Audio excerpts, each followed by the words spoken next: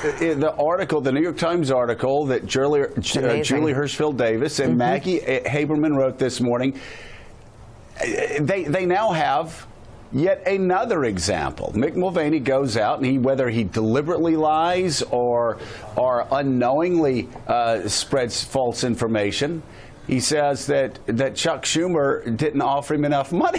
Chuck Schumer said, "How much you want?" The president gives him a number. He said, Okay, you want the number? Here's the number. Let's go. And so they think they have a deal. Chuck Schumer goes back, and he's thinking, hey, we're going to be able to open the government. And then a 32-year-old kid leads him around by the nose and tells him, a 32-year-old, as Lindsey Graham said, this is not me, Lindsey Graham and others have been reporting that a 32-year-old is telling the President of the United States what to do. He gets the minority leader of the Senate and himself together. He gives the minority leader of the Senate a number. The minority leader accepts the number, goes back, and then it's blown up. You can't deal with that White House. And the biggest question, listen, this government's going to reopen.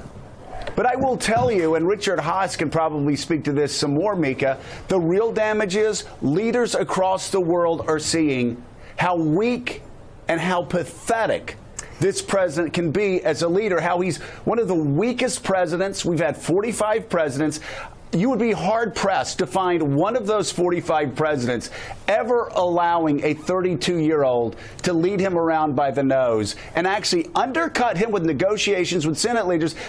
Would Barack Obama ever let a 32-year-old staff member Never. Not in a million years. Barack Obama was a strong leader. What we have here is a weak, uninformed leader. Michael Wolff was right. This New York Times article is right.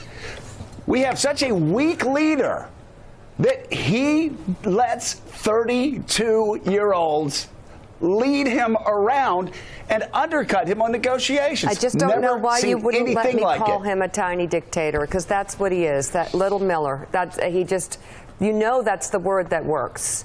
And but you know what, he though? is in charge. Okay? Don't say he's not in charge. But Richard Haas, it's hard to blame a 32-year-old when it's the President of the United States that has power. If I had a staff member telling me what to do, undercutting me, you know how many times they would undercut me before I told them to box up, you know, get a box and get all their stuff out of their off their desk? Once. And any strong leader would be that way. Donald Trump, what is the impact for the Chinese, the Russians, for the Saudis, for everybody across the world, seeing how weak this man is as a leader? Yeah, last I checked, staff works for the president, not vice versa. It makes us look weak, we're distracted, and meanwhile, the world isn't waiting. The world, there's no pause button for the world, Joe. History's happening while we're going through this Lucy and the football stuff in Washington. And you see the Turks are suddenly attacking the very forces we've been working with against ISIS, and the United States is wringing its hands. Russia's doing what it's doing in Ukraine and Syria. China's getting more assertive in the South China Sea. And again, here's the United States totally twisted in Washington and essentially making itself irrelevant. We are fast arriving at what many of us have described as a post-American world, and it's not because of others. We're doing this to ourselves.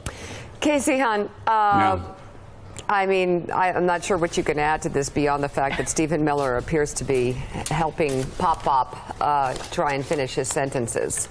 The one thing I would add to this is the stunning reality that has emerged. You know, I used to write for the Associated Press. I'm used to using the president and the White House as interchangeable phrases. Right. The president says, the White House says. You can't.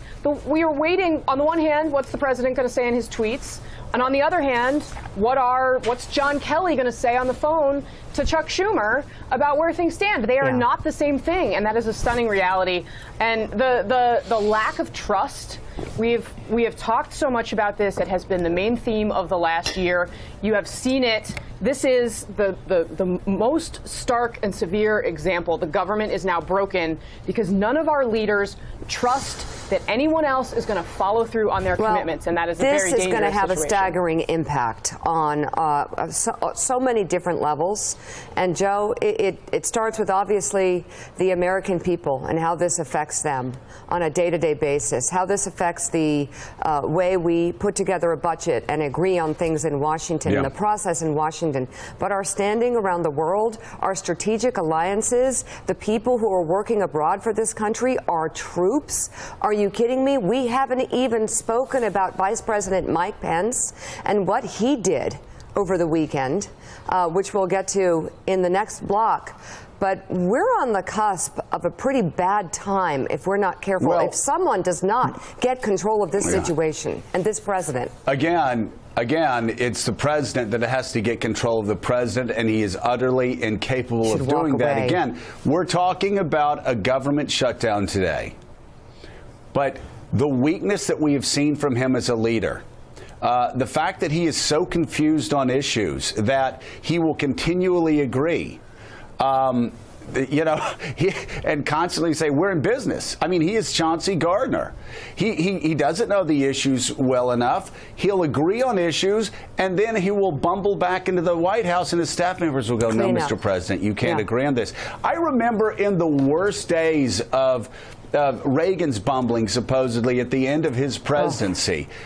We never had episodes like this. One time, Nancy whispered to him when he couldn't hear, we're doing everything that we can, and Ronald Reagan repeated that, and that was a news story for a week, that he was losing it. Here you have a president talking to the top leaders on Capitol Hill, expressing what his position is, and then bumbling back into the White House, and aides coming up to him going, no, Mr. President, that's not your position. He'll go, oh, okay, that's not my position.